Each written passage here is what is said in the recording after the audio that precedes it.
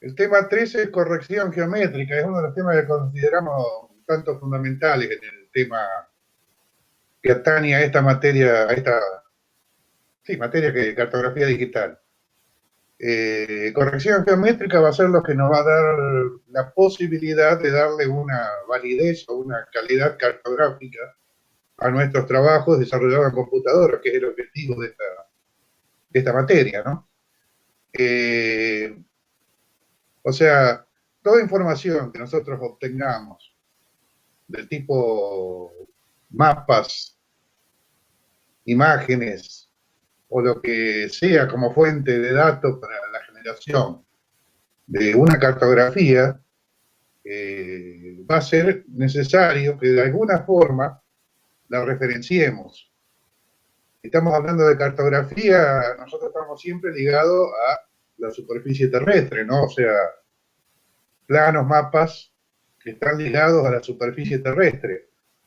Y en particular, este tema está dedicado a eso, cómo hacer para que una imagen que tengamos, con el origen que sea, la podamos referenciar a la superficie terrestre. Y de esa manera generar cartografía y por supuesto darle el mayor grado o el grado necesario de precisión que necesite para el objetivo del trabajo que vayamos a realizar. Ustedes saben que no hay nada mejor para poder apreciar un trabajo de ingeniería, un trabajo inherente a ingeniería civil o de distinta índole. Resulta en una representación gráfica. Incluso cuando no hablamos de cartografía, hablamos de otros tipos de planos, como ser planos de ingeniería civil o de ingeniería eléctrica o mecánica, siempre es necesario un gráfico para la representación. Y en nuestro caso, en nuestra materia particular, nuestros gráficos son gráficos cartográficos. Y la palabra misma nos está indicando que nos estamos ligando a la superficie terrestre de alguna manera. Y ese es el objetivo de este tema. El objetivo es cómo hacer para que nuestro trabajo esté ligado a la superficie terrestre de alguna manera correcta y de alguna manera identificable, tanto posicionalmente como escalar y cuando estamos hablando de precisión, también darle una precisión necesaria a ese trabajo. Para lo cual, voy a compartir pantalla.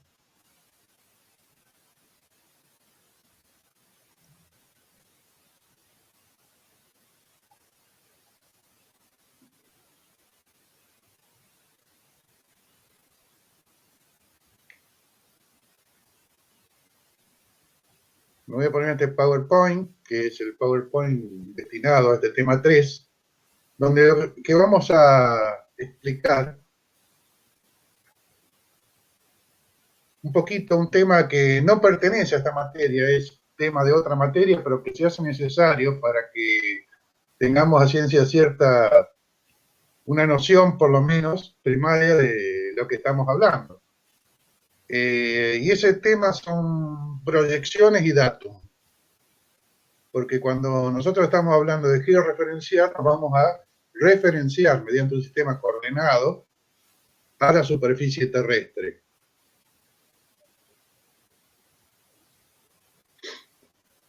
Y acá dice la cartografía, utiliza superficies elipsoidicas y esféricas. Ya sabemos que nuestro planeta es un objeto, una cosa muy parecida a lo que es una esfera. En realidad no es una esfera porque está achatada por los polos.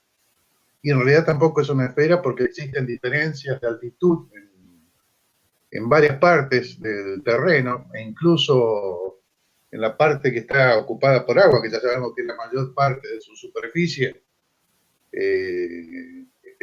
es una superficie dinámica, o sea que ustedes sabrán el tema de las mareas y demás hierbas que hacen que el agua no esté estática, sino que se mueva. Entonces, cuando nosotros intentamos representar esa superficie terrestre, por lo general lo vamos a hacer en un plano. Y cuando hablamos de plano, la misma palabra lo dice, es algo relacionado a algo bidimensional, no tridimensional como es la superficie terrestre.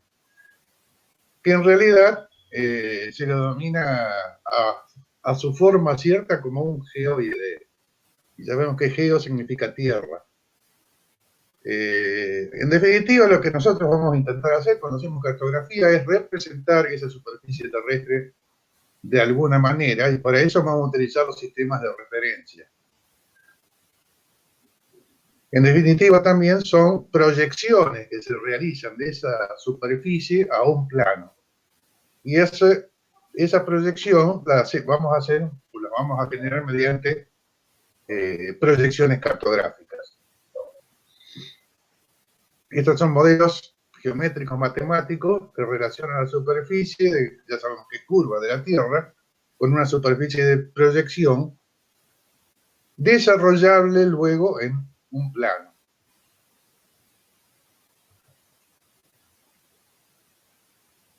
Se pueden utilizar diferentes superficies para representar la Tierra. La esfera, el elipsoide o la equipotencial que he mencionado hace un ratito, que es el geoide. Y los elipsoides son utilizados para cuando realizamos mapas a escalas grandes. Y la esfera puede ser utilizada a escalas pequeñas. Como dato anecdótico, porque ya no se utiliza más, pero en la Argentina el elipsoide que se había adoptado era el elipsoide de Hayford en el año 1924, y ya les voy a explicar por qué no se utiliza más. Y el datum, eso es hablando respecto a proyecciones, se trata casualmente de esos elipsoides que vamos a utilizar para ajustar la superficie de la Tierra de una manera, digamos, cómoda para el lugar donde nos encontremos posicionados. O sea que lo vamos a obtener posicionando y orientando para producir el mejor ajuste. En realidad, como sabemos que la Tierra tiene una forma un tanto indefinida en lo que se dice, se relaciona a ese geoide, lo que se hace con los elipsoides es intentar ajustar mejor la superficie, lo mejor posible, la superficie de ese elipsoide a la superficie del terreno que estemos tratando. El dato geodésico horizontal argentino es el del campo Inchaupe. Tiene esa denominación porque el punto de ajuste principal se encuentra, o se encontraba, mejor dicho, en ese lugar que era un campo cerca de la localidad esta en provincia de Buenos Aires, cerca de Mar del Plata, cerca de la localidad de Mar Chiquita, perdón, aquí lo dice abajo. Justo te iba a hacer la aclaración. Sí, donde el propietario del campo era un tal Inchaupe, ahí viene la denominación. Y después tenemos un datum vertical, o sea, la Z, que es usado para medir las alturas en todo el territorio.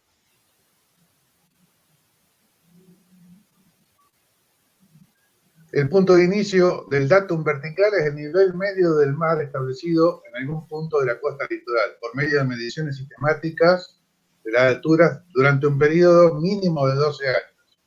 Y después, con procesos estadísticos, se determina el nivel medio del mar. Ese nivel medio del mar es el que es tomado como cero y luego es trasladado a toda la superficie del territorio para la determinación de las cotas, las zetas.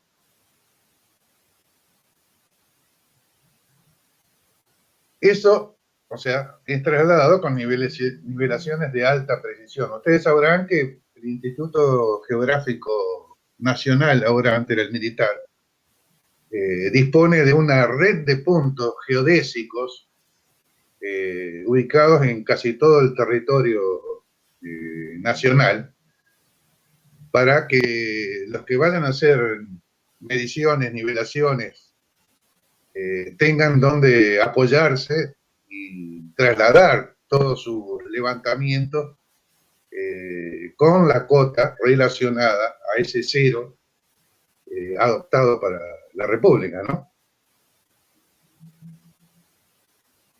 Y el cero de la República Argentina sigue siendo, ese cero, el que se está utilizando, fue registrado en el mareógrafo de la ciudad de Mar del Plata, provincia de Buenos Aires.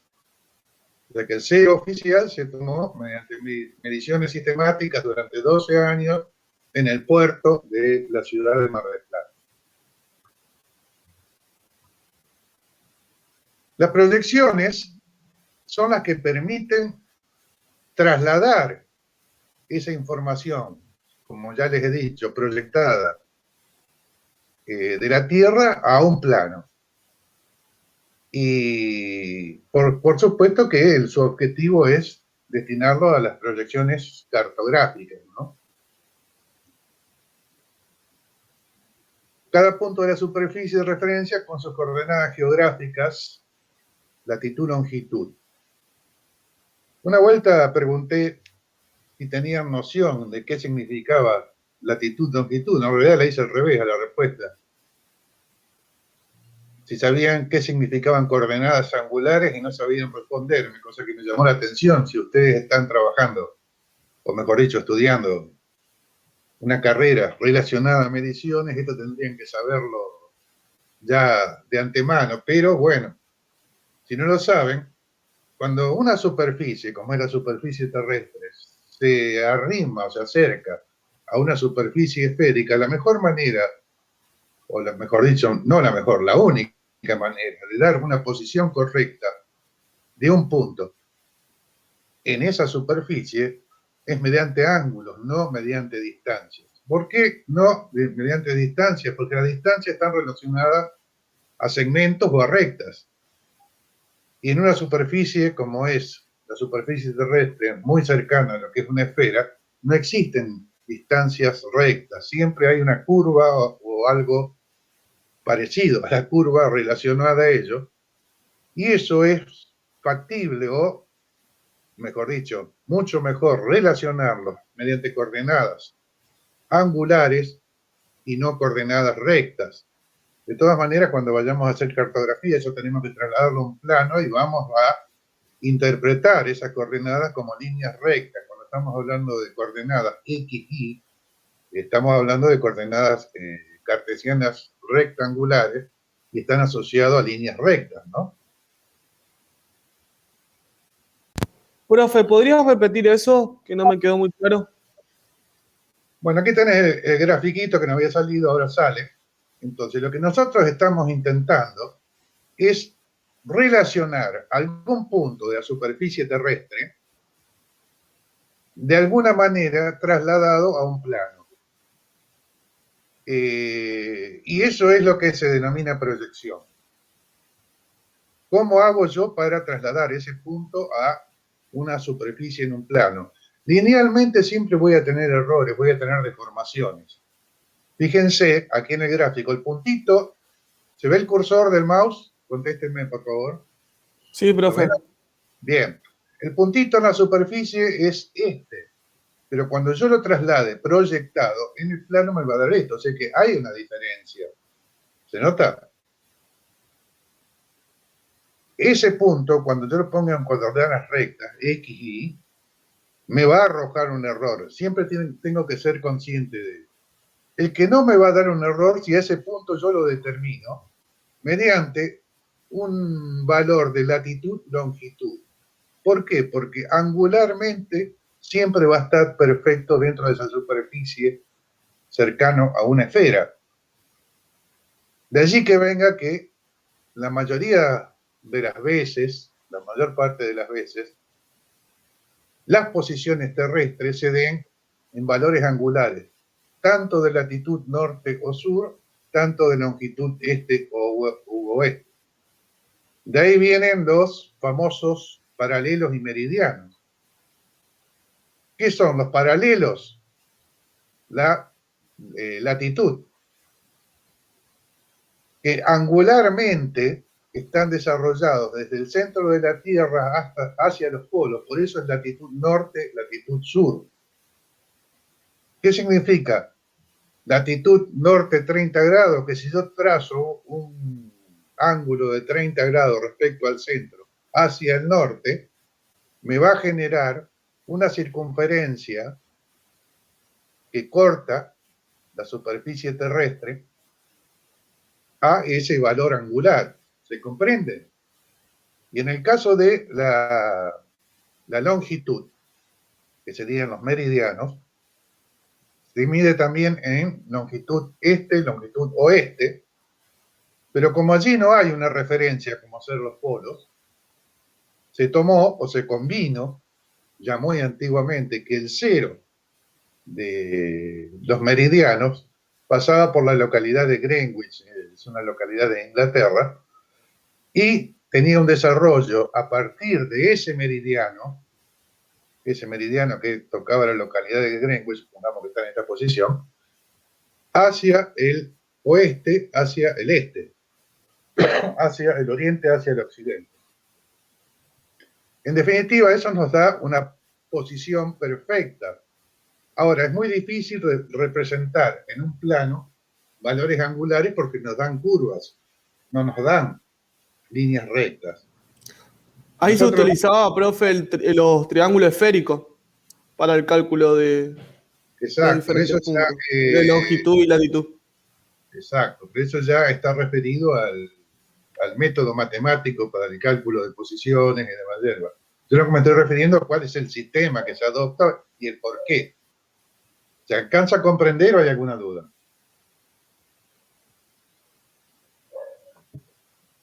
¿Estamos?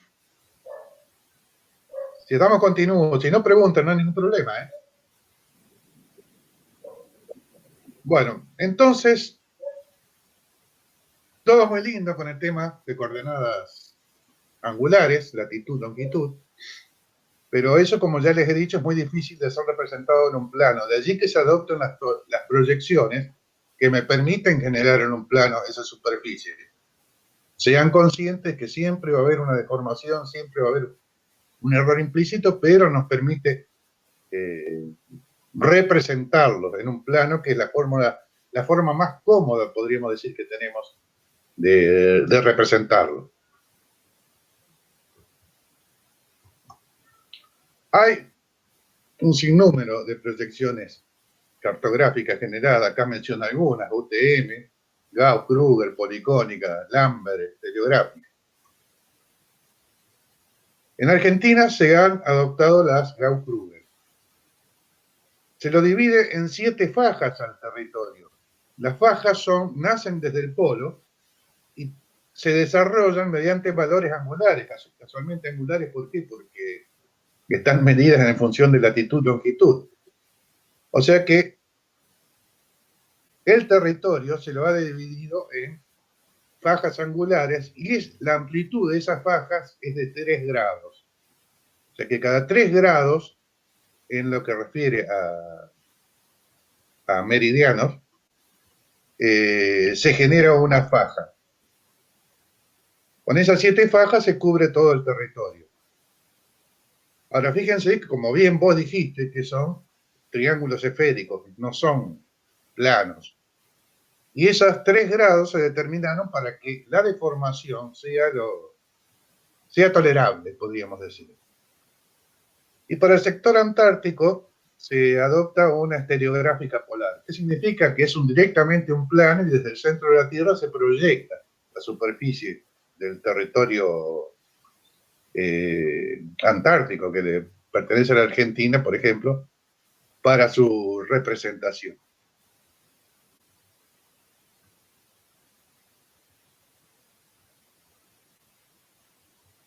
Las proyecciones se desarrollan respecto a superficies, y esas superficies, las que podemos llegar a generar, son al plano, que sería la estereográfica que acabo de mencionar, al cilindro o al cono.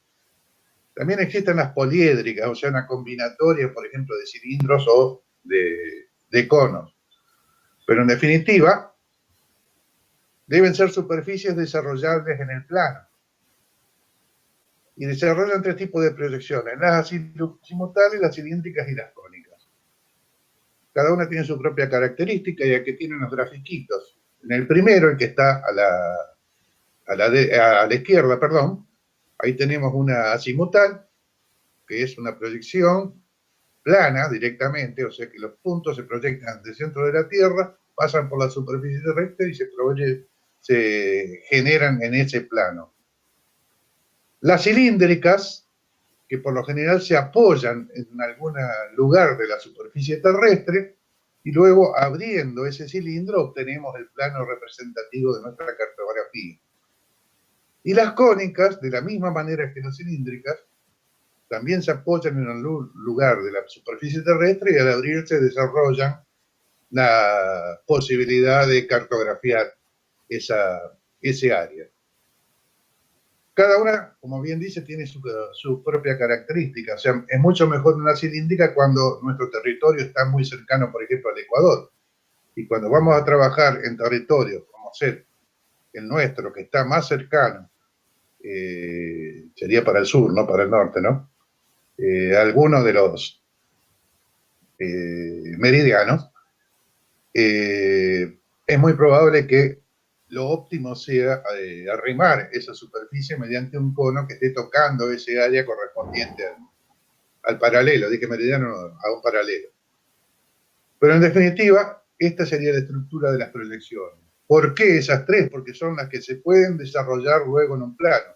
Abro el cilindro y se me transforma en un plano, y al igual que en el cono, lo abro y se me transforma en un plano.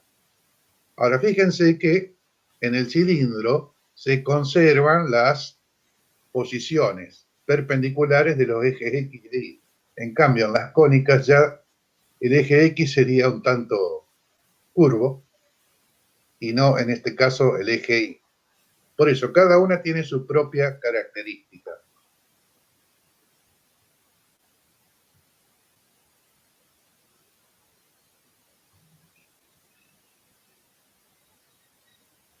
Las propiedades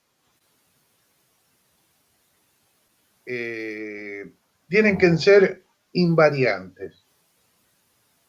Tienen que ser correctas las medidas de distancia en alguna dirección, o sea, equidistantes. Correctos los valores de área equivalentes, correctos los ángulos y las formas conforme isógonas y presentan pequeñas deformaciones en las tres propiedades afilácticas. Es una terminología que se emplea para ver la problemática de cada una de estas proyecciones. Como ya les dije, esto mucho no me interesa porque va a ser tema de otra materia que va a hablar muy en serio de este tema proyecciones. Lo que sí quiero que les quede claro qué significa proyección y el tema que vamos a ver también junto con esto, que es el dato.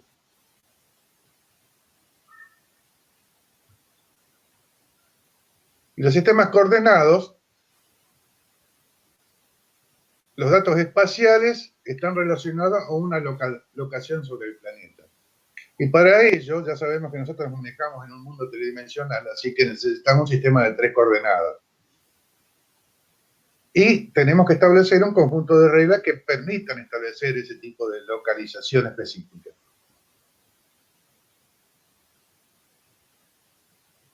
O sea que un sistema de coordenadas espaciales en 3D son utilizados para localizar un punto sobre la superficie de la Tierra.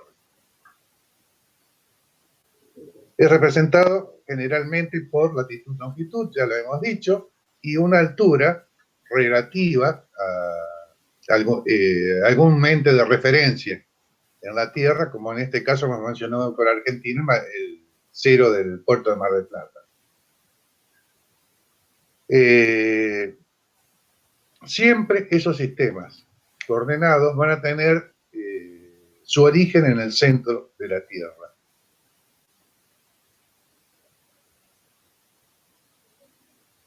Aquí lo muestran mediante un grafiquito.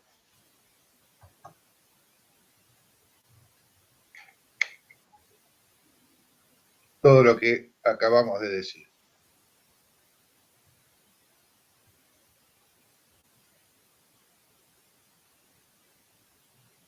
Y en el caso de un mapa, los puntos deben estar localizados mediante un sistema cartesiano ortogonal. O sea, cuando nosotros vemos una carta del Instituto geográfico nacional, vamos a ver que hay un sistema coordenado cartesiano ortogonal, o sea, la X y la Y están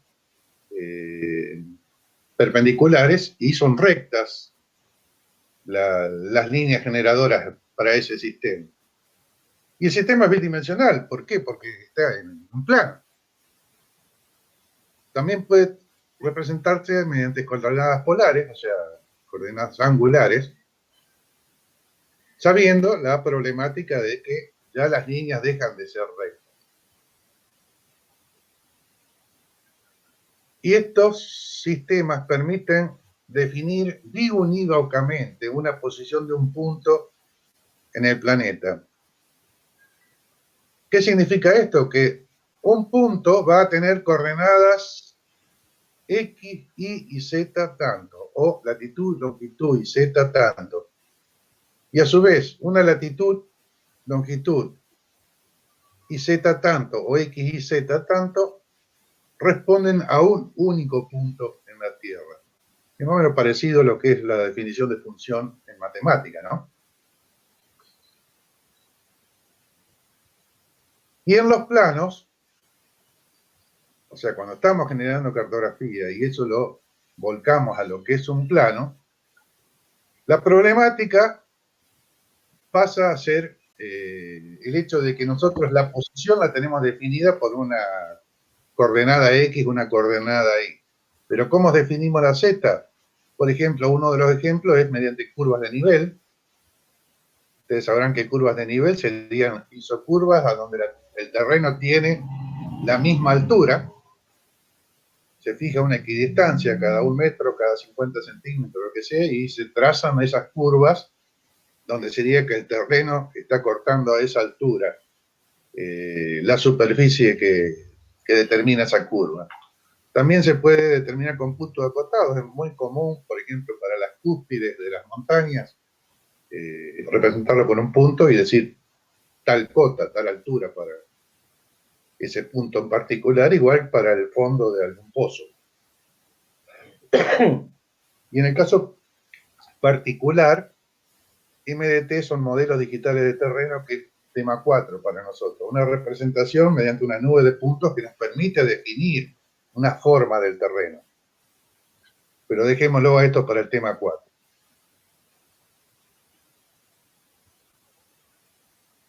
¿Cómo podemos mostrar dentro de una imagen generada, una imagen cartográfica, el sistema de referencia vinculado, adoptado para la misma? Bueno, mediante una grilla de coordenadas o canevas geográfico. Como ya sabemos, es cuando representamos cada cierto periodo, cada 1000 metros, cada 500 metros, o el que sea conveniente, por dónde pasan esos valores coordenados, tanto en vertical como en horizontal, en el caso del XY, en el caso del canevas geográfico, las líneas curvas que arrojan los paralelos y medigrados correspondientes a eso.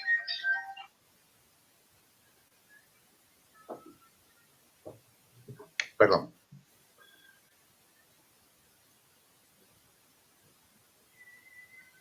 El canevas geográfico también se lo denomina gratícula.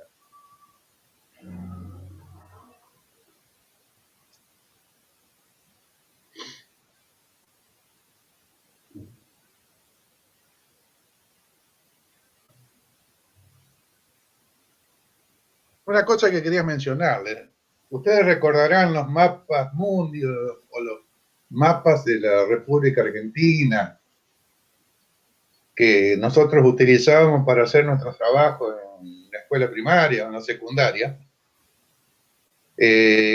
¿Cómo hicieron para poder representarlo gráficamente y ponerlo en una hojita tamaño A4? Y bueno, evidentemente las deformaciones que tenían eran notables. Por ejemplo, la gran deformación que tendríamos que haber percibido inmediatamente es que el polo, tanto norte como el polo sur, que en realidad son un punto, quedan representados por un segmento. En la parte superior el polo norte, en la parte inferior del mapita, en el caso de que sea un mapa mundi, queda representado por un segmento. O sea que ahí nos da la pauta del grado de deformación que tienen esos planos o esos mapas que están intentando representar el mundo en un área tan pequeña y de forma plana, ¿no? Para representar entonces estos mapas topográficos se debe definir el datum horizontal y el datum geodésico, a utilizar como referencia local. ¿Por qué como referencia local? Porque yo les he dicho que el datum es un elipsoide que se ajusta lo mejor posible al área a tratar. Y cada país tiene su propio datum horizontal. Esto es un tanto arcaico, pero es necesario mencionar por el hecho de que se dispone de mucha información creada antiguamente, que por ejemplo está en otros sistemas de referencia distinto al que se utiliza actualmente. Ya les mencioné el sistema Inchauper, o sea, todas las cartas que tenemos del Instituto Geográfico Nacional, que era el militar anteriormente, están hechas en el sistema de campo Inchauper. Y actualmente, y a partir de la década del 90, todo eso se migró al sistema POSGAR. El sistema POSGAR es el que se está utilizando actualmente en el país y está relacionado al sistema WGS 84, que es el sistema internacional. O sea que el datum que se ha adoptado es el elipsoide internacional. El elipsoide que se ha determinado es el que mejor ajusta a todo el mundo. Por supuesto que con un error para las distintas áreas un poquito más grande por el hecho de que está ajustando toda esa superficie equipotencial que es el geoide de nuestro planeta. Ese sistema WGS 84 tuvo su advenimiento a partir de la llegada de la tecnología satelital. Cuando nosotros utilizamos estos famosos aparatitos, los GPS, estamos utilizando información satelital que se obtiene mediante ondas de radio, en fin, bueno, la tecnología que tienen asociado, y nos permiten determinar de una manera bastante precisa, depende del aparato, por supuesto, una posición sobre el terreno. Ahora, para que esos aparatos funcionen de manera acorde, no podían funcionar para cada elipsoide que haya adoptado un país en particular. O sea, tendríamos que tener una corrección permanente a medida que el satélite va pasando por el territorio correspondiente del país en cuestión. Por eso se adoptó un solo elipsoide, o sea, un solo datum, que es el que se ha internacionalizado y que es el WGS 84. El 84 viene porque se empezó a generar en el 84, pero sufre ajustes permanentes. Y para que tengan una idea, y para que vean la magnitud de esto, en nuestro territorio, porque eso también depende del lugar, la diferencia que hay en el sistema que utilizábamos anteriormente, el Inchaupe, el campo Inchaupe, y el WGS 84, es de aproximadamente unos 200 metros. Estoy hablando para Santa Fe, porque eso varía según el lugar en el territorio de nuestro país, que sabemos que es bastante grande.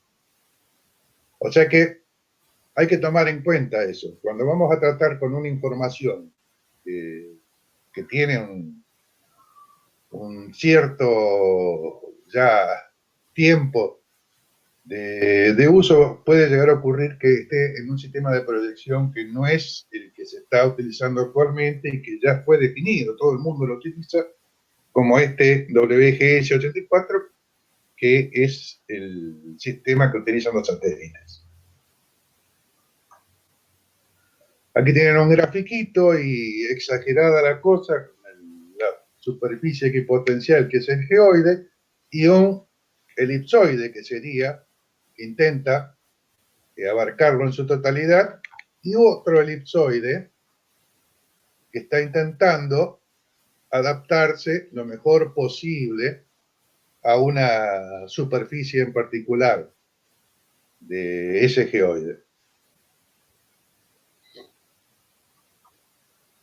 Aquí habla del elipsoide de referencia global, que es el que le acabo de explicar y que se está utilizando actualmente. Se va ajustando permanentemente y ese ajuste está referido a que, aunque la Tierra parezca estática, ya sabemos que es un organismo dinámico. Existe lo que se denomina en geología la deriva continental, o sea que los continentes, aunque parezcan quietitos, están moviéndose. Por supuesto que ese movimiento no es en ningún momento brusco, excepto cuando se producen terremotos. Para que tengan una idea, el terremoto de Chile, que fue el más grande que ocurrió últimamente, produjo un corrimiento de casi 19 centímetros en un día de la masa continental, o sea que muchas veces se dan esas cosas.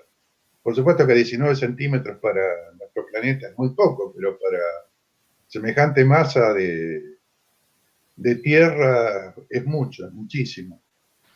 Bueno, también te pregunto algo. Entonces, por ejemplo, el último que se hizo, por ejemplo, el Postcard 2007, ¿significa que está en camino otro Postcard debido a ese cambio o todavía no es suficiente cambio para hacer un nuevo sistema? No. O sea, el cambio a Postcard fue adaptarse al WGS 84. Antes era campo echado, o sea, todas las mediciones que se hacían eran en campo echado. Cuando nace Postcard, que es en la década del 90, todo se amolda, se adecua al WGS 84. ¿Por qué? Por los satélites, porque era conveniente utilizar esa tecnología satelital. ¿Se entiende? Sí, pero ¿qué pasa? El Postcard, ¿viste? Tuvo varios años que se cambiaron, se actualizaron. Y el último fue en el 2007, ¿no es cierto? Claro, lo que pasa es que el Postcard, como depende del WG74, se actualiza cuando se actualiza el elipsoide global, que eso lo hacen, no lo hacemos nosotros, lo hacen en Estados Unidos. O sea que lo que tenemos que ver es tomar los nuevos parámetros que fija esta gente que maneja los satélites. En definitiva, son los que manejan los satélites, los que están readecuando ese elipsoide por el tema de la dinámica terrestre. Como que mencioné, la deriva continental es uno. Lo que sí está determinado, y este año se notó mucho, creo que salieron noticias al respecto, es que el continente americano se va separando de África y Europa casi 5 centímetros anualmente.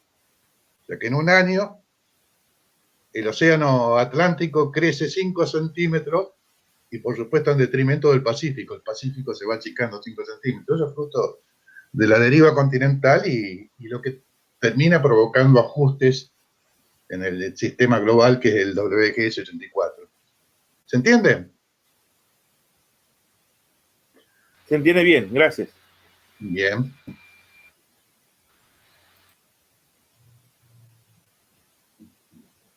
Bueno, y cuando nos encontramos, esto lo pueden leer, cuando nos encontramos con información antigua, que sabemos que está en otro sistema de referencia y necesitamos migrarlo a un sistema común, que si yo voy a desarrollar una cartografía, lo voy a hacer en base a varias imágenes que tengo, pero con distinto origen en el tiempo, o sea, distintos orígenes en el sistema de referencia que se había adoptado para ella, voy a necesitar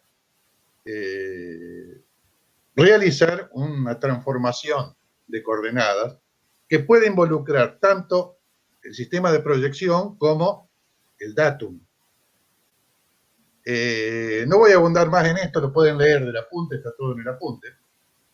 Pero en definitiva lo que quiero decir es que proyección es la forma en que trasladamos esos puntos de la superficie terrestre a un plano. Y el datum geodésico es el elipsoide adoptado para ajustar la superficie de interés que voy a representar. Y eso es lo que quiero que les quede claro. ¿Alguna duda?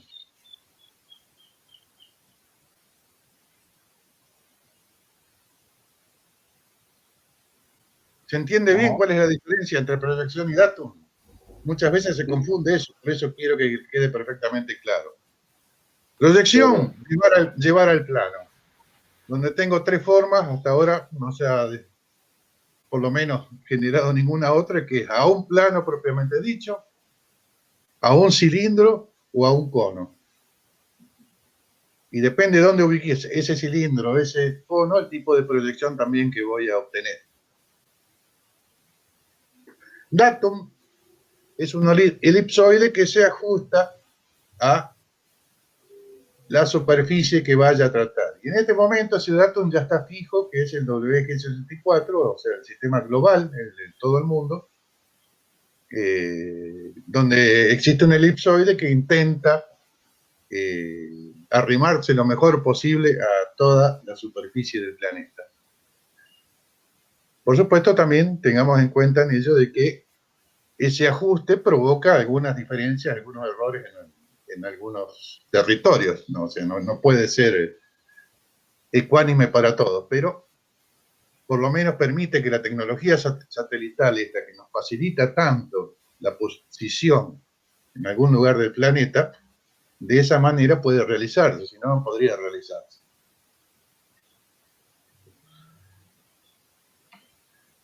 Y ahora vamos a ir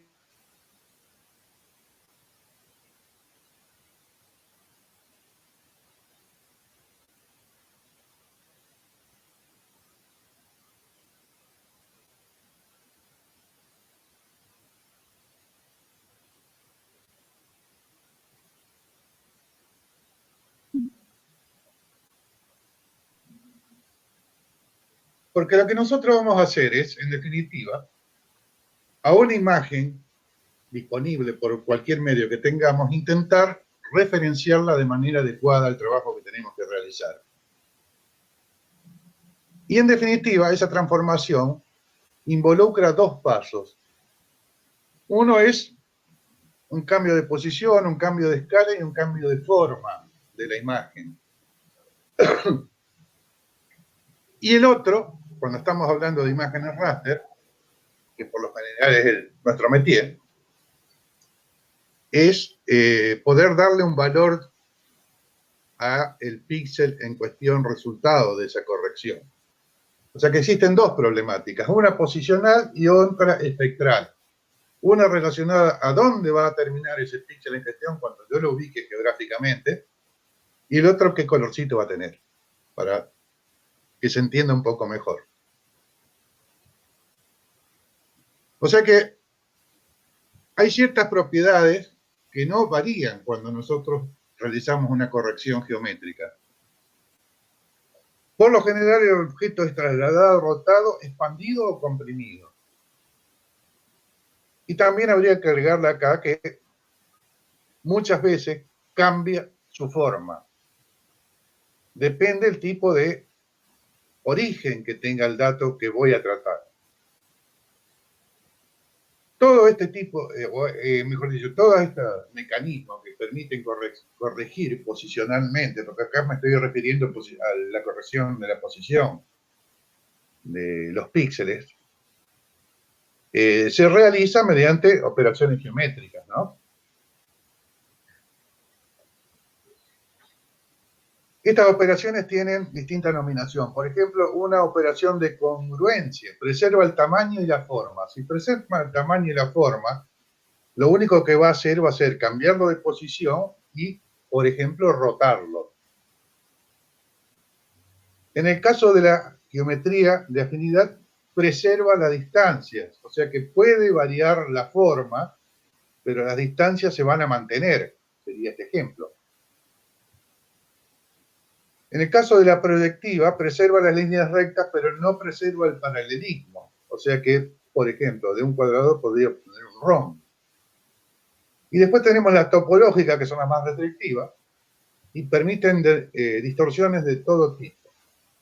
Lo único que preservan es la conectividad. Los vértices siempre se van a mantener en la misma posición que tenían. No voy a poder variar una línea, por ejemplo, que iba de punto medio a punto medio, que sea una diagonal. O sea que la conectividad va a ser lo único que van a preservar las topológicas, pero no van a preservar la forma, ni el tamaño, ni la posición.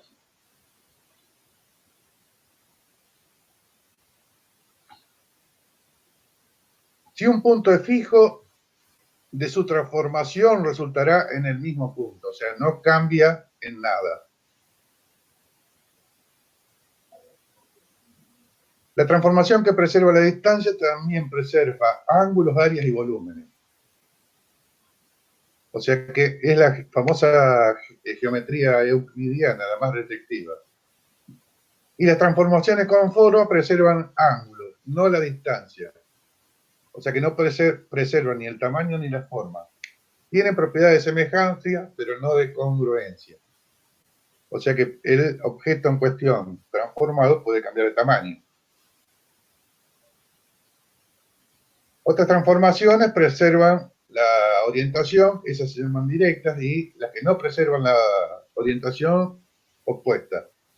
Un ejemplo de opuesta, por ejemplo, es la copia simétrica, el mirror de AutoCAD.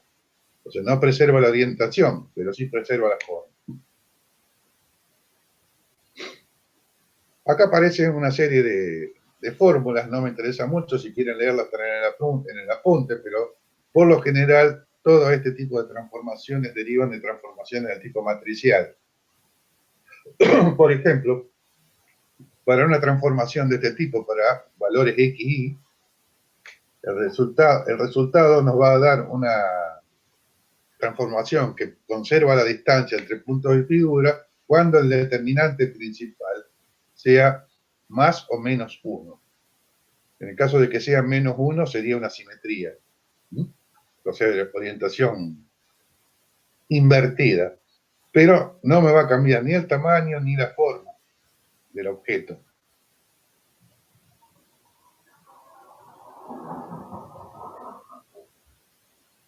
Si cambia el tamaño de la figura pero no cambia la forma de la misma, es una transformación conforme. Y es un primer paso a la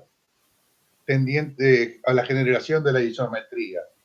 Ustedes recuerdan isometría en AutoCAD, las vistas que se pueden obtener oblicuas espacialmente de un objeto son vistas isométricas. ¿Qué significa? Que no actúa la deformación que le provocan, por ejemplo, a la visualización nuestros ojos. ¿Y a qué me estoy refiriendo? Ustedes sabrán que cuando ven un objeto en una determinada posición, la visualización nos hace apreciarlo de un determinado tamaño. Pero si ese objeto lo alejamos, lo vemos más chico. ¿Esto es debido a qué?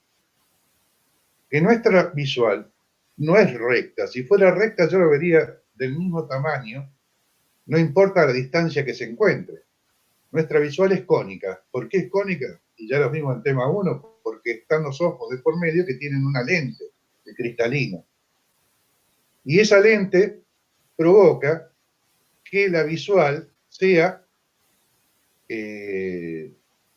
o sea, achique los objetos, valga la palabra, a medida que se van alejando en distancia. Es lo que nos da la sensación de perspectiva, lo que nosotros llamamos en la representación gráfica.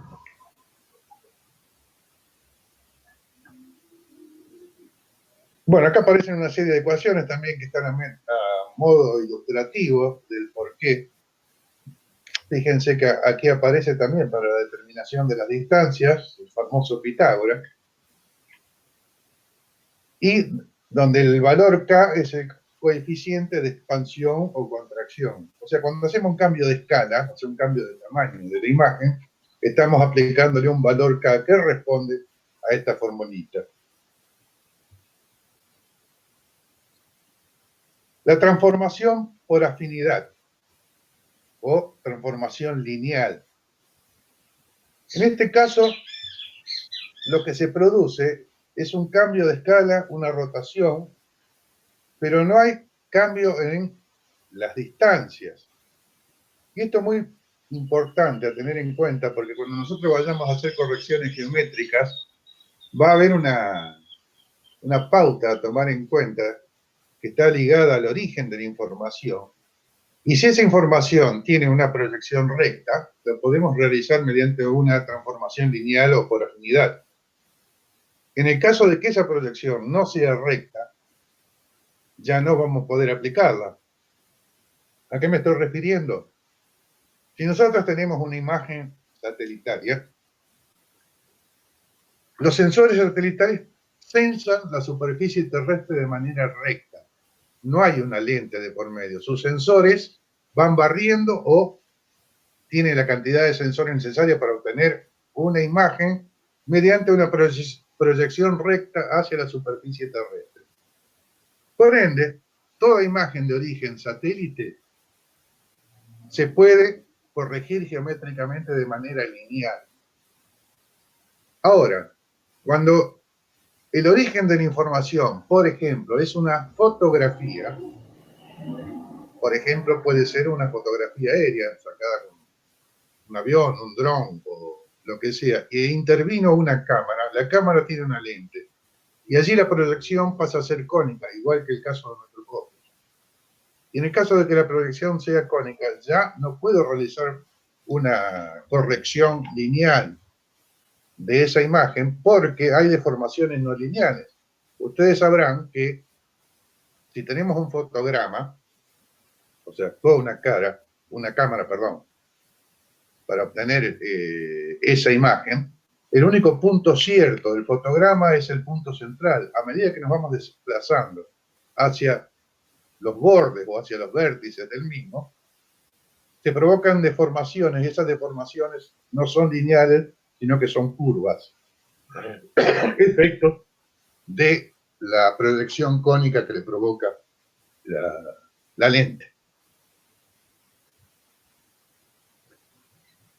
Por lo general, entonces, en una transformación generalizada está comprometido el realizar una transformación mediante una operación matricial donde, de acuerdo al valor que arroje el determinante principal de esa operación, tendremos distintos tipos de corrección. Por ejemplo, si es más 1, ya sabemos que es una transformación afín o lineal.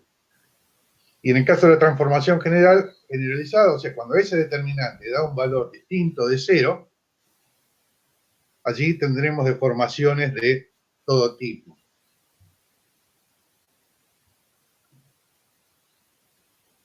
Bueno, aquí tenéis las fórmulas, las pueden leer del apunte, para las distintas situaciones en los casos de transformación.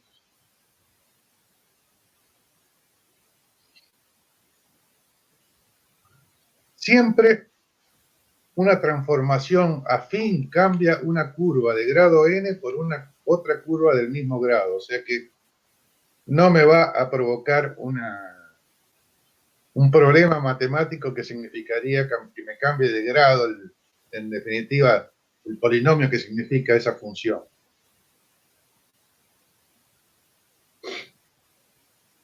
Y aquí tenemos ejemplo para traslación. O sea, la imagen no cambia de forma, no cambia de tamaño, pero sí cambia de posición, que es lo que significa una traslación, en definitiva, ¿no? El caso de la rotación, la imagen tampoco cambia de forma y de tamaño, pero sí es factible que sea girada. Profe, cuando estudiemos el apunte 3, ¿involucramos también todo lo que es fórmula? Las fórmulas están ¿O solamente para entender? Exacto. Si quieren ahondar un poquito, entran en las fórmulas.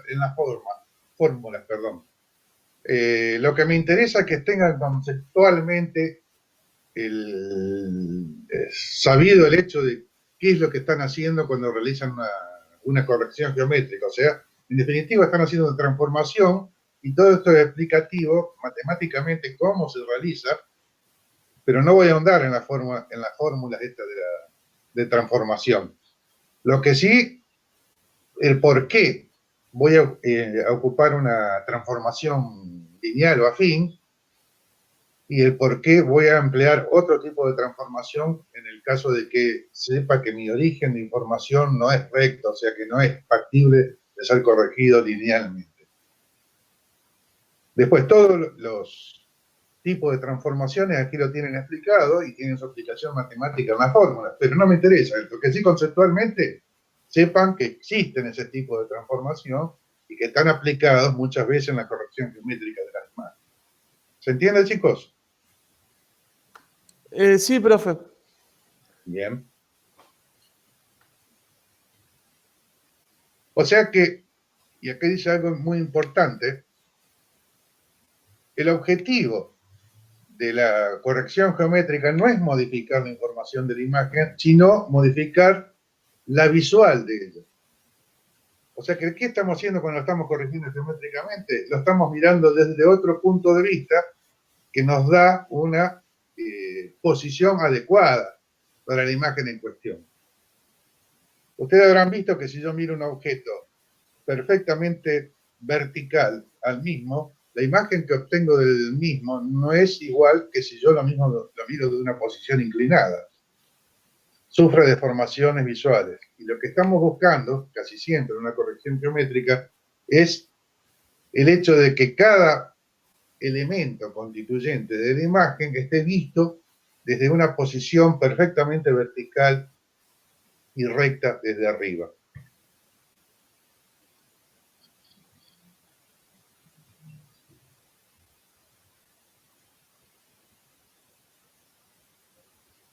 En definitiva, georreferenciar se puede definir como el proceso de delimitar un objeto dado, físico, conceptual, en términos de su relación espacial con la Tierra, donde la referencia geográfica así establecida consiste en elementos definidos en términos de un cierto sistema cartográfico de coordenadas.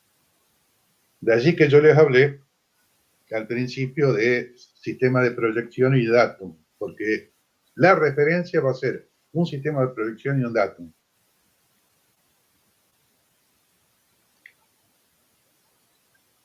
Se conoce rectificación de la imagen porque tiende a minimizar los errores debido a paralaje de los planos de la imagen con el terreno. ¿Qué significa paralaje de la imagen con el terreno? Ustedes habrán visto que un avión cuando va volando es imposible, porque está moviéndose en el aire, que lo mantengamos perfectamente vertical. O sea que siempre cuando está tomando la imagen en el terreno va a tener alguna inclinación, sea esta grande o mínima, pero la va a tener. Y eso hace que entre un fotograma y otro, por ejemplo, no exista paralelismo, o sea que hay un problema de paralaje entre ellos. Todo eso tiene que ser corregido. También por lo que le acabo de decir está la segunda frase que dice falta de verticalidad en el eje del sensor.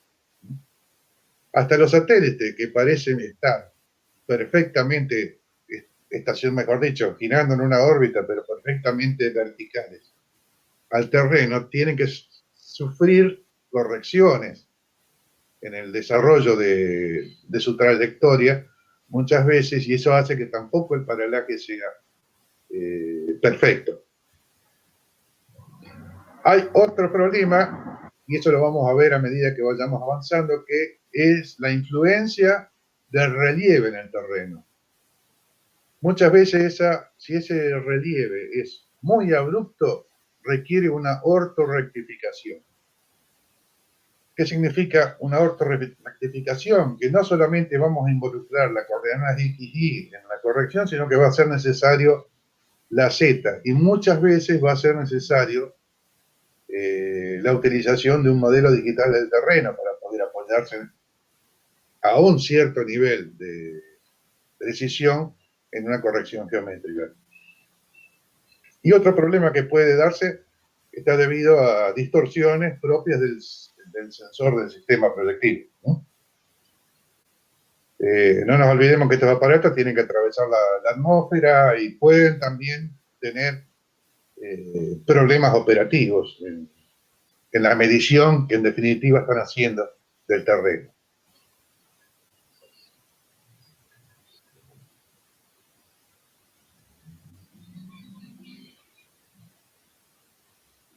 Problemas en la transformación.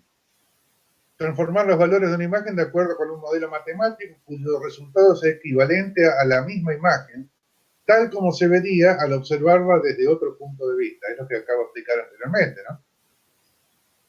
Es importante observar la distribución espacial de los píxeles en ambas imágenes, la original y la transformada. O sea, siempre hay que pegar una miradita a la imagen que hemos transformado y compararla con la imagen resultado de la transformación geométrica para ver si realmente no ocurrieron cosas raras.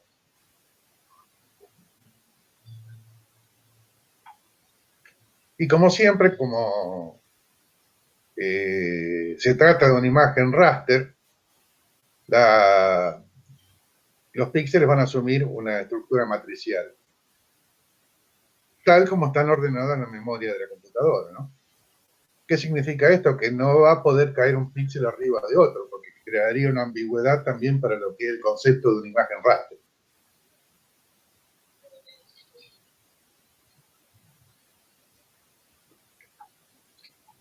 Problema de la transformación. Nosotros por lo general vamos a tener, en el caso de las imágenes raster, que es lo que nos atañe, que tienen una conformación matricial, o sea que cada elemento va a estar posicionado en una posición tipo grilla, que es lo que es una matriz.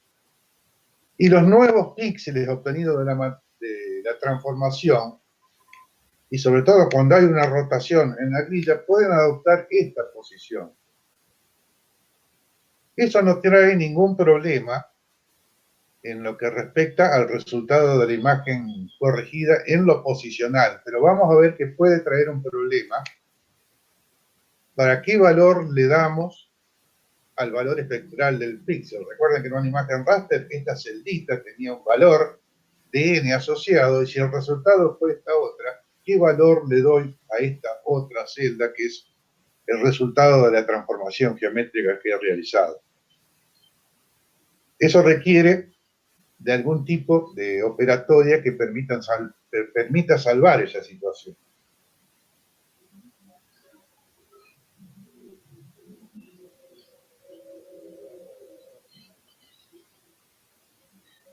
Ese proceso, lo dice acá al final, de mapeamiento de los píxeles, esto está un poco en portugués, se lo conoce como el de remuestreo de datos o data resampling.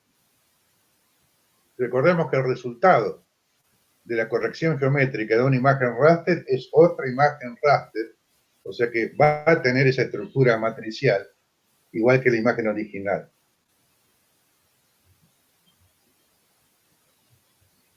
En definitiva, entonces, ¿cuáles son los problemas de la transformación? Primero, determinar posicionalmente, como ya les dije al principio, las nuevas coordenadas de cada píxel.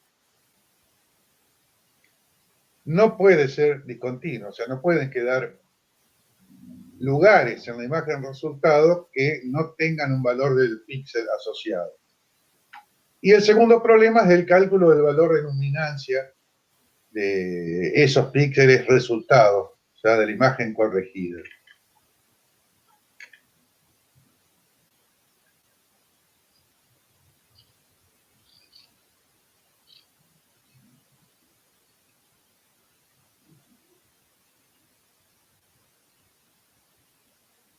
Bueno, acá está referido también los gráficos de algunas formulitas que hablan del cambio de escala, de la rotación, y en definitiva todas las transformaciones geométricas que hemos hablado anteriormente, pero a ver si lo encuentro. Sí.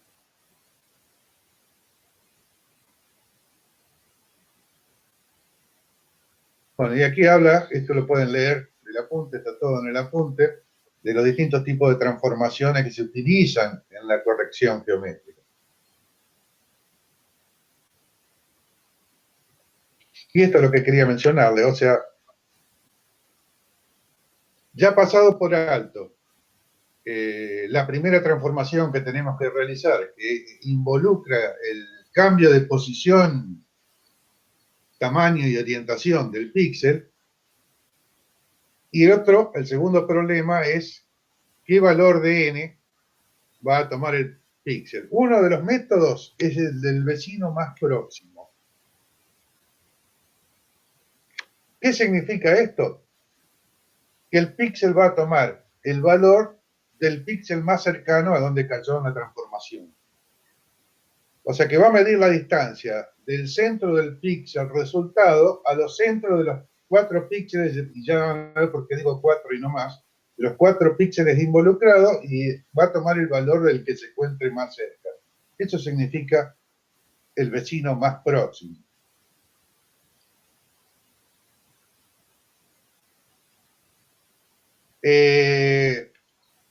¿Cuál es el problema de este método del vecino más próximo? Puede arrojar un error mayor o igual, hasta de medio píxel.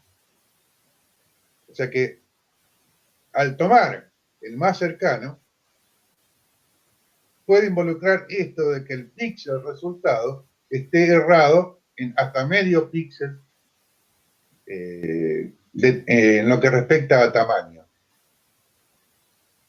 O sea que significa esto, que si el píxel era de 10 por 10 metros y le utilizo el método del vecino más próximo, tengo que asumir que allí va a haber puede haber un error de hasta 5 metros. La ventaja es que es un procesamiento muy sencillo. Directamente le dice, este está más cerca, listo, este es. O sea que computacionalmente no trae ningún tipo de problema. Y la otra ventaja, y esta es muy importante, después ahora cuando veamos un poquito Idrisi lo voy a volver a mencionar, es que no altera los valores de luminancia de la imagen original. O sea que al tomar el del más cercano toma un valor que estaba ya en la imagen original, no toma un valor distinto. Y esto es muy importante cuando voy a generar mapas temáticos, porque si mi origen es una imagen satélite, es muy importante el valor que leyó el satélite para después decir, esto es trigo o no es trigo, si esto es una cuenca hidrográfica, no lo es. O sea, si estoy tratando una temática en particular, es muy importante que el valor de luminancia del píxel se conserve. Por ende, si ese va a ser el destino de mi trabajo, el método que voy a utilizar va a ser el vecino más próximo.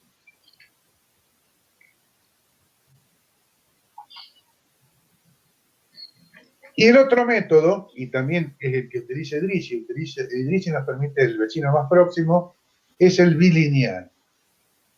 Y el bilineal, en vez de tomar el valor del píxel más cercano de los 4 posibles, donde cayó el píxel resultado, lo que va a hacer es un promedio ponderado por la inversa de la distancia de esos 4 píxeles. ¿Qué significa? Que va a medir la distancia de su centro a los centros de los 4 píxeles que ha abarcado, y mediante esa distancia inversa. ¿Por qué inversa? Porque el que esté más cerca va a tener más peso, va a ser un promedio ponderado. Ustedes sabrán por estadística lo que significa un promedio ponderado, un promedio con peso. Y ese peso es el que esté más cerca, ese va a pesar más de los que están más lejos. Y en definitiva va a obtener un valor para el nuevo píxel que está determinado mediante un promedio. En definitiva es un promedio ponderado, pero es un promedio. ¿Cuál es la ventaja? Ahora mira, vos sabés que lo que acaba de decir me aclaró unas cosas de teoría de errores. Mencionámelas, por favor. Eso de los... estamos aprendiendo sobre los pesos y la medida ponderada, ¿me entendés? Y ese ejemplo que vos acabas de dar, ahora lo entiendo mejor, ¿me entendés? Que da más peso, por supuesto, porque yo entiendo, el píxel que está más cerca va a estar un valor más, digamos, más real del que está más lejos. Entonces, cuando uno hace un promedio común, digamos, el peso se da el número más grande, pero en esto lo hace al revés. La distancia más grande va a tener menos peso. Exacto. En realidad no te lo da el número más grande el peso. O sea, si vos aplicás un factor de ponderación, el factor de ponderación es el que determina el peso. En este caso es la distancia. Ahora, si yo digo la distancia directa, va a tener más peso el que esté más lejos porque está más distancia. ¿Entiendes? Exactamente, por eso lo hacen al revés y eso te da el peso. Digamos, o sea, que los factores de ponderación, en vez de ser D, que sería la distancia, sería 1 sobre D. Entonces eso hace que tenga más piso y que esté más cerca. ¿Se entiende? Se entiende perfectamente. Me alegro. Lo vamos a volver a repetir cuando lo veamos sobre IDICI, pero ese es el concepto. O sea que la interpolación bilineal es un promedio ponderado por la inversa de la distancia de los 4 píxeles abarcados. Y digo 4, podrían ser más o menos, pero digo 4 porque hay un concepto que lo vamos a ver a medida que desarrollemos los prácticos, que hace conveniente de que los píxeles de la imagen resultado tengan el mismo tamaño que los píxeles de la imagen que voy a corregir. O sea que si la imagen que voy a corregir tiene un píxel de 10 por 10 metros, la imagen resultado va a tener que tener también un píxel de 10 por 10 metros. Eso es lo que estoy tratando de decir. ¿Cuál es la gran ventaja de este método bilineal? Porque dijimos que el vecino más próximo, que era el otro, tiene el problema de que tiene implícito un error de hasta medio píxel, o sea, media vez el tamaño del píxel, por cómo es el método en sí. En cambio, este método no tiene error. Entonces, el error que se comete al tomar el promedio ponderado arroja que no haya error posicional implícito en los píxeles corregidos. Ahora, ¿cuál es la problemática? Me cambia el valor del píxel. Ya no es el valor leído por el satélite, sino que es un promedio ponderado de 4 píxeles que leyó el satélite. Entonces, estas imágenes no se adaptan cuando yo tengo que hacer temática, por el hecho que no me está dando la información que brindó el satélite, sino una información calculada. O sea que su aplicación, al no tener error, es mucho mejor cuando yo esa imagen la voy a utilizar para generar un trabajo más preciso, por ejemplo, para hacer catastro, para hacer red de infraestructura, para hacer algo que necesite coordenadas que sean más precisas. Yo voy a utilizar entonces el método bilineal. Cuando voy a generar mapas temáticos, o sea, donde lo que me interesa no es tanto la posición, pero sí que se trata de un determinado tema, como les he mencionado, un sembradío de trigo, falla geológica, en fin, toda la temática que se pueda llegar a tratar con una imagen, es necesario que yo preserve el valor del píxel, o sea que el método que voy a utilizar va a ser el vecino más cercano. Ventaja de uno, es más preciso, el bilineal, el otro, ya sabemos que tiene un error que ni siquiera podemos estimar, que puede llegar a ser medio píxel. Una pregunta, Ángel. Sí, te escucho. Mira, el método de interpolación bilineal reduce el efecto de distorsión en los rasgos lineales, pero tiende a difuminar un tanto los contrastes espaciales de la imagen original. Esa última parte, ¿me lo puede explicar?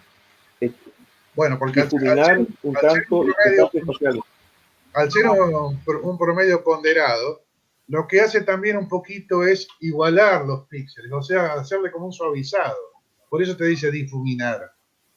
De todas maneras, el resultado es una nueva imagen que la vamos a apreciar exactamente de la misma manera. No va a tener problemas tan distorsivos como para que no la podamos utilizar. Y va a ser precisa posicionalmente. Ese es el tema del método bilineal. ¿Se contesta lo que me preguntaste o te quedan dudas? Sí, se contesta. Bien. Entonces vuelvo a repetir. Método vecino más cercano conserva el valor del píxel porque leyó el que está al lado, no cambió para nada lo que había leído el satélite. Puedo hacer temática. Tiene hasta medio, o puede tener, mejor dicho, hasta medio píxel de error posicionalmente. Y el método bilineal, como realiza un promedio ponderado, pierde el valor del píxel, que sería la desventaja, pero sí me da una precisión absoluta en lo que respecta a la posición del píxel en cuestión. ¿Estamos hasta allí? ¿Alguna pregunta? ¿Se va a explicar la bicúbica, por la duda? ¿Perdón? Si se va a explicar la bicúbica también. ¿Bicúbica te referís a la de Idrisi? Método de convolución bicúbica. ¿Sí? Bueno, esos son distintos métodos de corrección posicional. Ok. ¿Cómo se llama? Cuando se vuelve más compleja la cosa, y eso lo voy a explicar un poquito cuando veamos ahora el uso en Idrisi, Okay. se hace necesario ir aumentando los exponentes. O sea, no puedo corregir algo que no es lineal de manera lineal, y a veces la corrección involucra operaciones polinómicas de un exponente cada vez más alto para obtener resultados acordes. En definitiva, se está refiriendo a modelos matemáticos de corrección, donde también están explicados y hay una comparativa de esos métodos de corrección.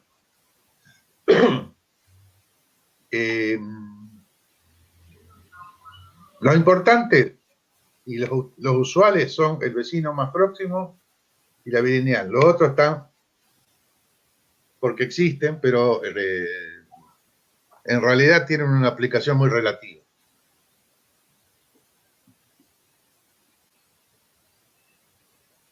Bueno.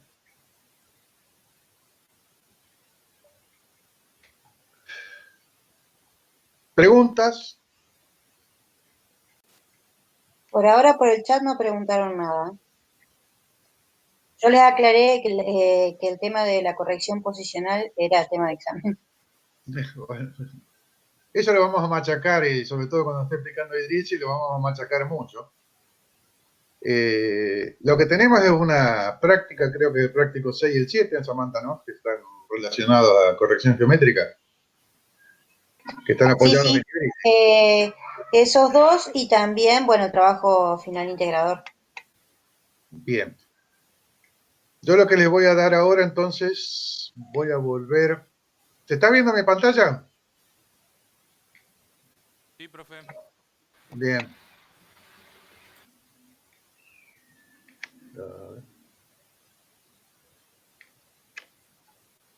Bueno, no puedo acceder en este momento a la página de Fitch, pero en la página de Fitch en tema 3 tienen dos archivitos que están en PDF.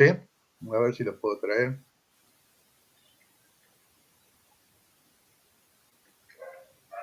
Una guía de ayuda para el trabajo práctico 6 y después un complemento teórico. Voy a entrar en este.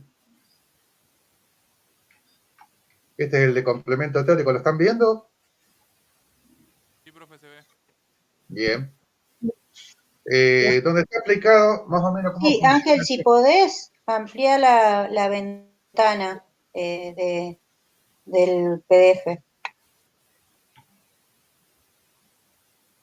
A ver si puedo.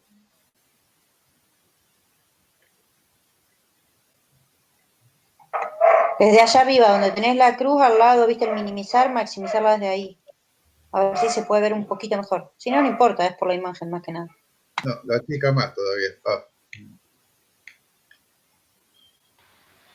Meramente, porque este apunte lo tienen ahí en la Está página. bien, sí.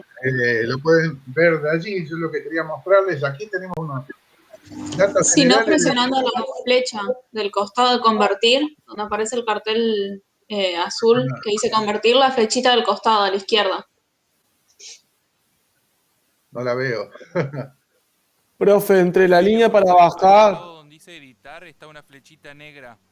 Un poquito más abajo. ¿Esta? Esa. Ahí está. Bueno. Entonces, retomando. Esto está referido a lo que van a tener que hacer ustedes, que es en el trabajo práctico, donde nosotros en el trabajo práctico 6 y 7 los proveemos de dos imágenes en cada uno. Una imagen es una carta del IGN del mismo lugar de la imagen raster que les proveemos, donde ustedes van a tener que realizar la corrección geométrica tomando como base el sistema de coordenados que tiene la carta de la higiene, o sea, fíjense que acá se la damos con la grilla y los valores correspondientes en kilómetros. Recuerden que estos valores están dados en kilómetros. Ven el cursor, ¿no? Estos valores están dados en kilómetros, tanto para la X como para la Y, con lo cual pueden referenciarla en AutoCAD para que quede el sistema en los valores coordenados que tiene la grilla, ¿no? Para efectuar la corrección geométrica, sí o sí van a tener que emplear puntos de control, cosa que no está mencionado ahí en el apunte. Y esa cantidad de puntos de control, Idrissi las establece si la corrección geométrica es lineal, un mínimo de 4 puntos. Nosotros por lo general utilizamos 6, porque si utilizan 4 no nos va a devolver el error. Cosa importante, conocer el error de la corrección que vayamos a realizar. Si la corrección tiene que ser cuadrática, y ya vamos a ver qué significa cada uno, van a necesitar mínimo 6 puntos de control. Recuerda que siempre por lo menos uno más tienen que darle. Y si la corrección es cúbica, van a necesitar un mínimo de 10 puntos de control. En el caso de las correcciones, ya vamos a explicitar cuándo una y cuándo otra. Pero nosotros vamos a tener que emplear puntos de control. Esos puntos de control tienen que ser perfectamente identificables tanto en la imagen de la carta que proveemos como en la imagen raster que tienen que corregir, que sería esta otra, ¿no? O sea que tienen que tomar en cuenta eso, tienen que ser perfectamente identificables. O sea que si yo tengo este cruce de caminos, lo tengo que poder ver muy bien en la imagen raster, porque luego voy a tener que vincularlos mediante los valores coordenados que me arrojen tanto este valor de la carta, que sabemos que son el sistema de referencia que tenga la carta propiamente dicho, en este caso coordenadas Hauss-Kruger, y las coordenadas que me arroje Idrissi para la imagen en cuestión que voy a corregir. Bien. No solamente para que sean puntos valederos, tienen que ser puntos identificables, sino, por ejemplo, siempre elijan prioritariamente puntos que no hayan sufrido transformaciones con el tiempo. Por ejemplo, un cruce de caminos es muy difícil que se transforme con el tiempo, o sea que lo voy a tener sí o sí en la misma posición, tanto en la carta como en la imagen raster en cuestión. No elijan nunca cursos de agua o otras locaciones que puedan haber sido variadas con el tiempo. Como dato anecdótico, una vuelta me tocó hacer una corrección geométrica para la localidad de Los Antiguos, donde yo estaba utilizando los caminos, por ejemplo, para poder posicionar esos puntos como puntos valederos. Y la corrección me arrojaba errores intolerables, pero muy lejanos, no era factible de ser utilizada esa corrección debido al gran valor que arrojaba como error esos valores coordenados que yo había estimado. Pero ¿cuál fue el problema? Mi carta era una carta del año 48, y la imagen, la fotografía que tenía de esa localidad de Los Antiguos era del año 97, creo, algo por el estilo. Y no sé si ustedes recuerdan, o lo habrán sentido nombrar, pero hubo una erupción del volcán de Hudson a principios de los 90 que cubrió de ceniza toda el área. Por ende, los caminos que yo estaba tomando como valederos, en realidad habían sido reconstruidos porque habían sido tapados por la ceniza, no eran los caminos que aparecían en la carta. Por eso, muchas veces hay que testear los valores que estamos tomando. Tuve que emplear otros recursos para poder efectuar esa corrección. En este caso, en esta imagen que le estamos dando como ejemplo, que es de la localidad de Felicia, de aquí de la provincia de Santa Fe, no ocurrió ningún desastre de ese tipo como ocurrió allá en Los Antiguos, y podemos dar los caminos como valederos. Nunca tomen, por ejemplo, el cruce de este camino con, por ejemplo, este arroyo. Porque este arroyo, por procesos dinámicos, erosivos o lo que sea, puede haber sufrido. Disculpen un segundito, por favor. No te puedo atender, después te llamo. El cruce de este arroyo con este camino puede haber sufrido variaciones con el tiempo, o sea que no puede estar marcándome el punto de cuestión. O sea que cruces de camino con ferrocarril, áreas urbanas, y ojo que las áreas urbanas muchas veces tienen crecimiento, también son objeto de mirarlas muy bien para poder dar puntos válidos sobre ellas. Son los puntos que vamos a utilizar para, como puntos de control para la corrección de una imagen. Y esos puntos de control tienen que cumplir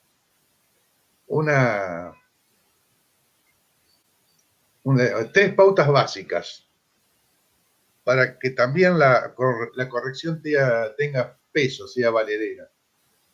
Primero y principal, tienen que ocupar el mayor área posible de la imagen en cuestión. Y eso nos inculca el hecho de decir, bueno, por lo menos tiene que haber un punto en cada uno de los 4 vértices de la imagen, porque eso me asegura que estoy cubriendo el mayor área posible de la imagen en cuestión. Otra cuestión es, tienen que tener una distribución homogénea. De nada me sirve haber puesto los 4 puntos en los vértices y después los otros puntos los amontono, por ejemplo, al lado de uno de los vértices. Eso también me va a traer problemas en la corrección. Y la tercera pauta, o sea que tiene que tener una distribución homogénea, el volcado de esos puntos sobre la imagen. Y la tercera pauta también es que no tienen que existir alineaciones. Esto lo tiene mostrado aquí abajo. Era en esta... No, en no.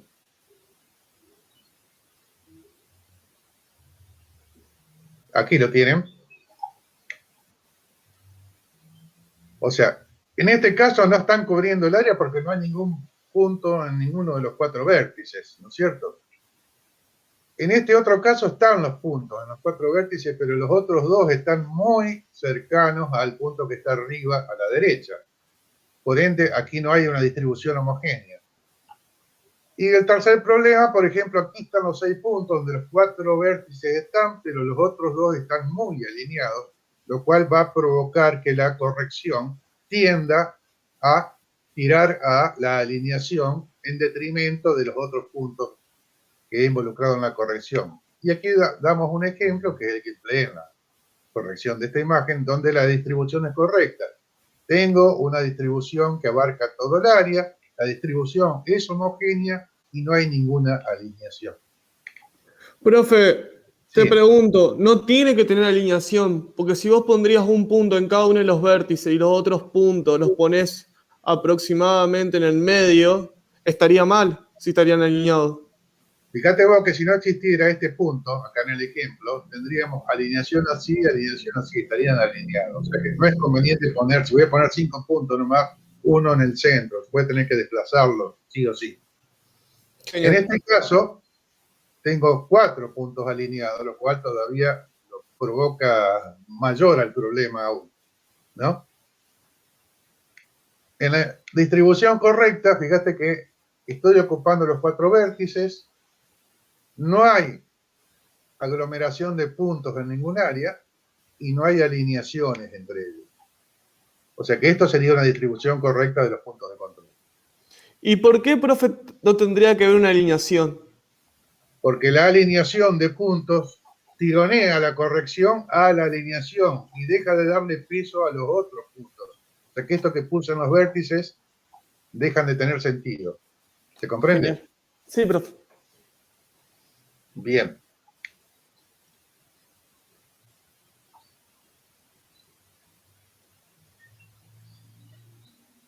Para el volcado de esos puntos no nos va a quedar más remedio que ir a la imagen de la carta y de ahí extraer las coordenadas, o sea, en el AutoCAD podríamos decir, extraer las coordenadas del puntito en cuestión. Como es una imagen raster, lo que tengo que hacer es posicionarme lo mejor posible, como hacíamos con el Align, en el puntito en cuestión y con el comando ID consulto los valores coordenados en ese punto.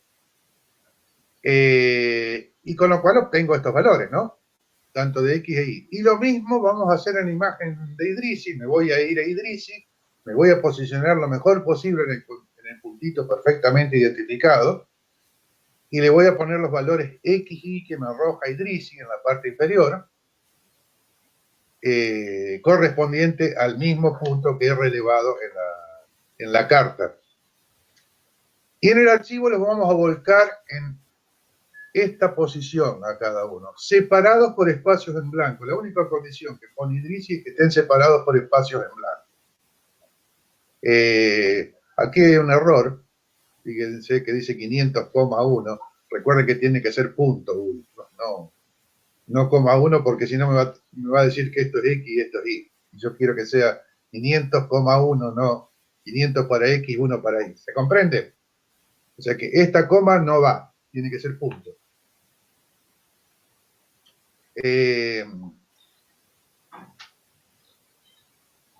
O sea que de los puntos elegidos, otra cuestión muy importante es marcarlos a los puntos. Yo por lo general adopto un circulito y le digo, bueno, el punto 6 que involucré es este y lo marco con un circulito porque puede llegar a ocurrir algún error o que busqué mal un valor coordenado o que identifiqué mal el punto y luego Idrisi me va a devolver el error para cada punto. Entonces, en particular, yo puedo llegar a conocer dónde me he equivocado, pudiéndolos identificar de alguna manera. Y la manera de identificarlo es marcándolo, yo lo hago con un circulito y colocándole el numerito correspondiente.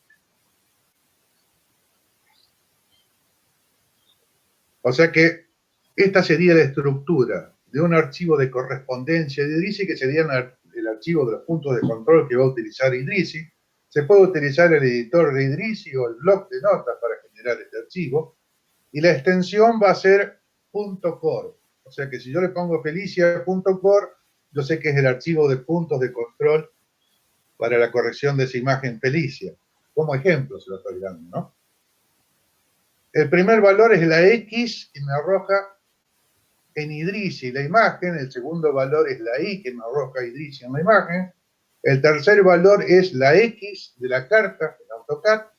Y el cuarto valor es la Y de la carta en AutoCAD correspondiente, en este caso al punto 1. Previamente tengo que decirle cuántos puntos de control voy a involucrar en esta corrección, en este caso son 6, y esos valores repetirlos para 1, 2, 3, 4, 5, 6. Ese sería el archivito de puntos de control. Recuerden que tiene que tener extensión .core. En el caso de generarlo en Idrisi, lo puedo hacer con el editor de Idrisi, que es igual que el bloc de notas, pero me permite guardarlo como archivo de correspondencia. Por eso es .core. Como archivo de correspondencia en Idrisi y directamente poner el nombre. Si le pongo que va a ser un archivo de correspondencia y el nombre Felicia, lo guarda como felicia.core automáticamente. En el bloc de notas no, recuerden que tienen que poner todos los archivos y decirle la extensión es .core para este archivo. Acto seguido a ese archivo que he generado como archivo de puntos de control Idrisi, lo voy a migrar al Excel. La clase que viene vamos a hacer, o les voy a mostrar la práctica de esto. Mientras tanto les voy a pedir que renieguen un poco y la vayan haciendo en su casa para ir adelantando, si pueden. Y esto lo migramos a el Excel. Yo acá le puse títulos, pero en realidad lo único que tengo que migrar es esto. A los efectos de poder hacer cálculos. Y aquí, por ejemplo, a la derecha de los valores volcado en Excel, simplemente lo importé o lo abrí como un archivo de texto en Excel, separado por espacios. Recuerden que está separado por espacios. Y aquí a la derecha lo que hago es calcular el tamaño del píxel en función de los valores que tengo aquí para los puntos de control. ¿Por qué? Porque tanto la X como la Y en la carta me están dando distancia. Recuerden que estos son metros, por ejemplo, para esa carta. O sea que me dice que la X tiene tantos metros, la Y tiene tantos metros.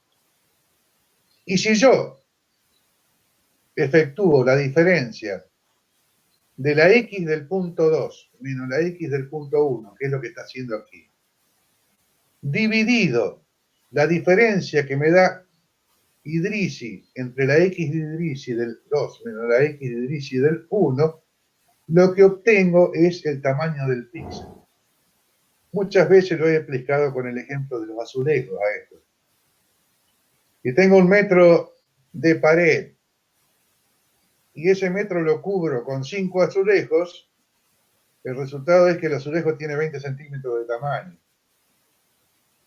No lo voy a repetir mucho más porque después en los exámenes me repiten el método de los azulejos. No, acá yo lo que quiero es que ustedes comprendan que esta formulita me está dando el tamaño del píxel. ¿Cómo lo obtengo?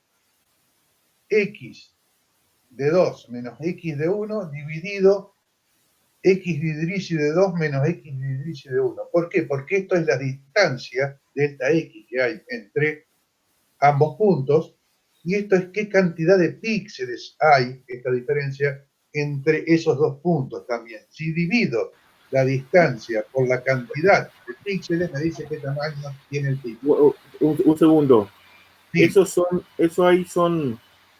puntos son las esquinas de la imagen.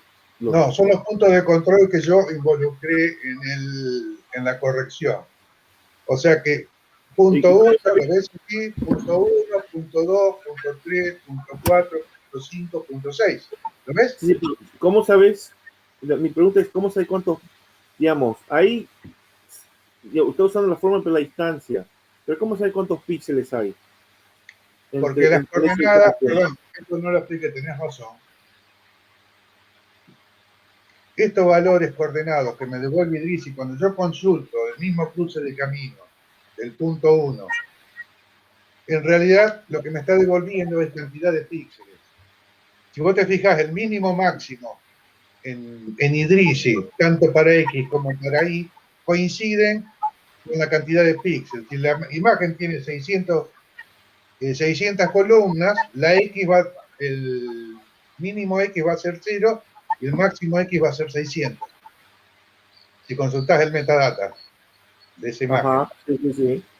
En definitiva, ¿qué me está diciendo eso? Que la X y la Y me está diciendo qué cantidad de píxeles hay en el sentido X entre esos dos puntos, si hago la diferencia, ¿no? Yo quiero ver la fórmula. ¿Lo tenés ahí a mano? La fórmula ahí. Está acá abajo. Digamos, como Excel. Aquí está la fórmula. O sea, okay. X en la imagen raster menos X del punto menos el punto anterior, dividido, perdón, al revés, X de la carta menos X de la carta del punto anterior, dividido X de Idrisi menos X de Idrisi anterior. Eso me devuelve, en el caso de la X, el tamaño del píxel entre estos dos puntos y en el sentido X. Fíjense que acá, por ejemplo, me arrojó un valor distinto en esta situación y un valor distinto en esta otra. Esto ocurre en el caso de la X cuando los píxeles están muy verticales. ¿Por qué? Porque el error se vuelve mayor al estar muy verticales porque las distancias son muy pequeñas. Y en el caso de la Y, cuando los puntos están muy horizontales. Allí también nos da un error, fíjense que este otro también está dando 14 y pico. Pero el valor que más se acerca, el que más se repite es 10. O sea que esto me permite tomar la decisión de decir, el tamaño del píxel de esta imagen es 10. ¿Se comprende?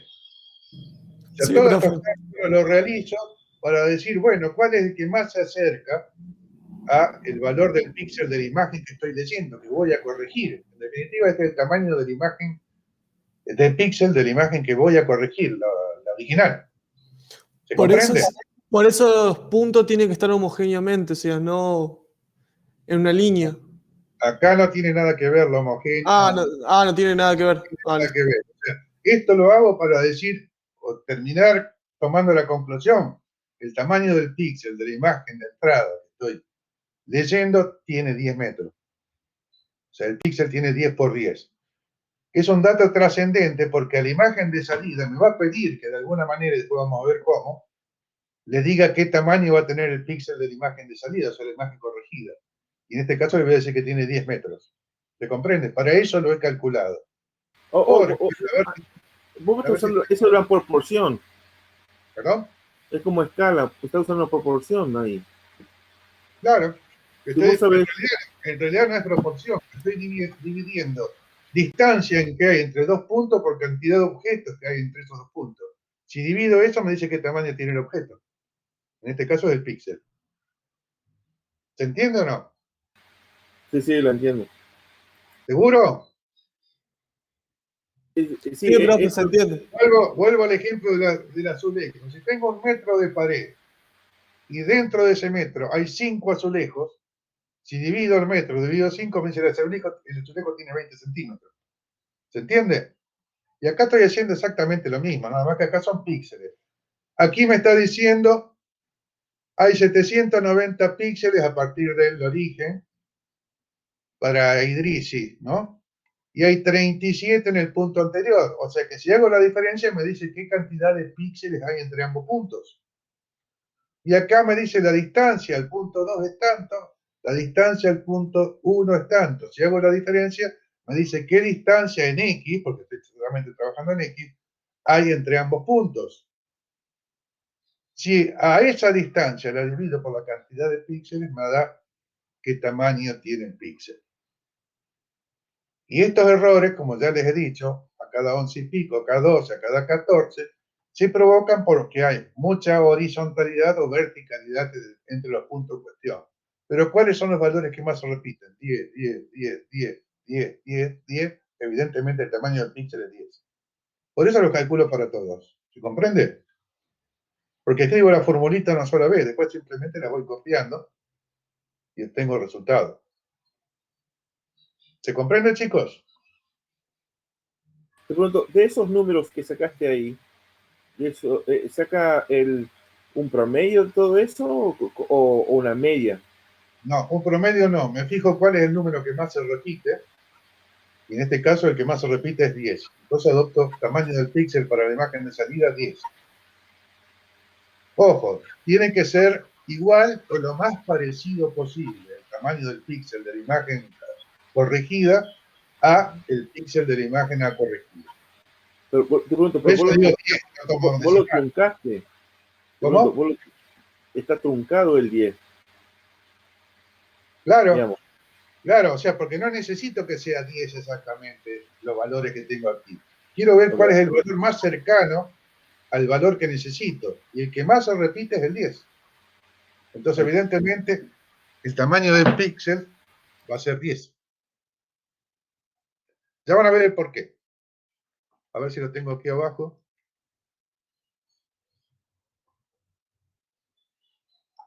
Aquí está explicado.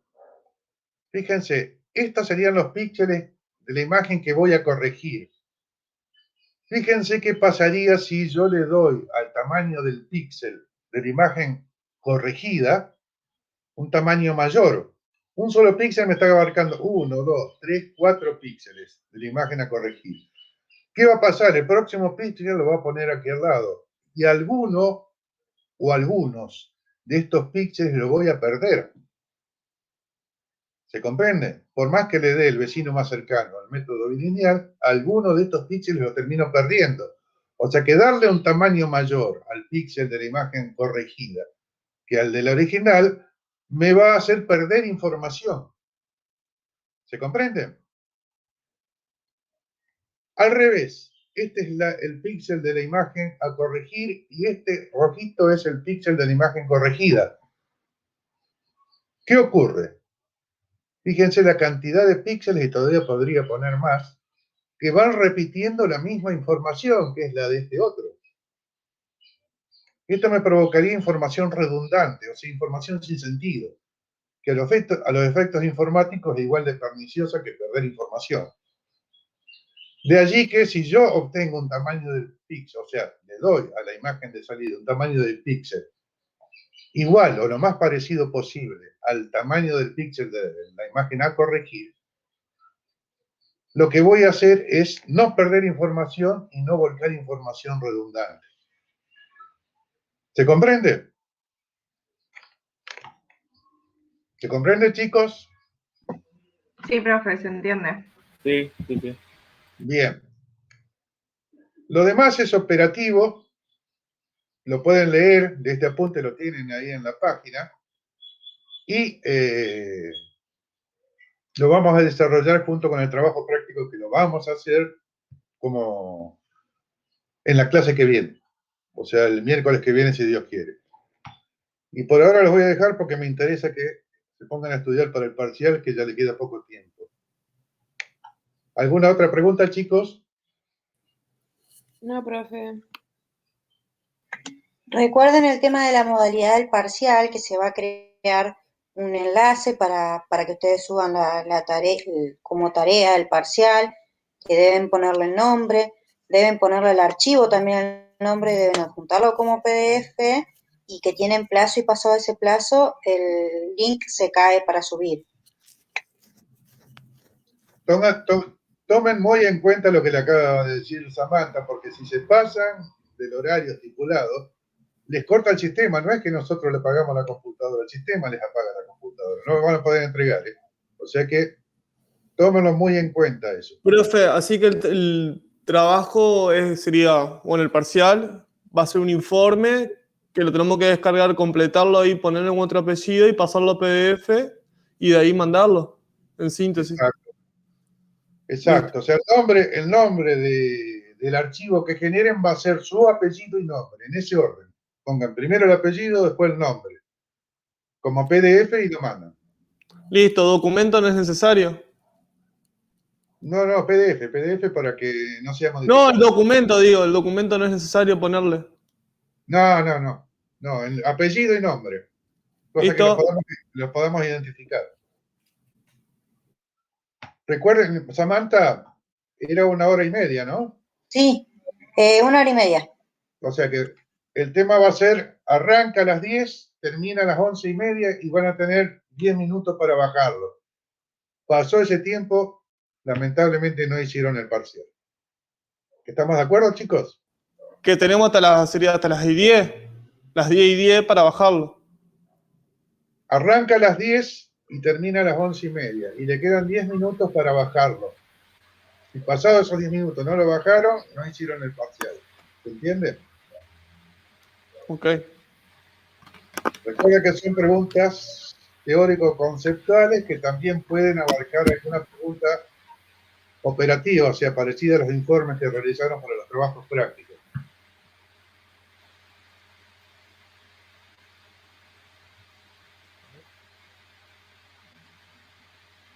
¿Estamos, chicos? Sí, gracias. Buenas tardes a todos, entonces, lo esperamos el sábado.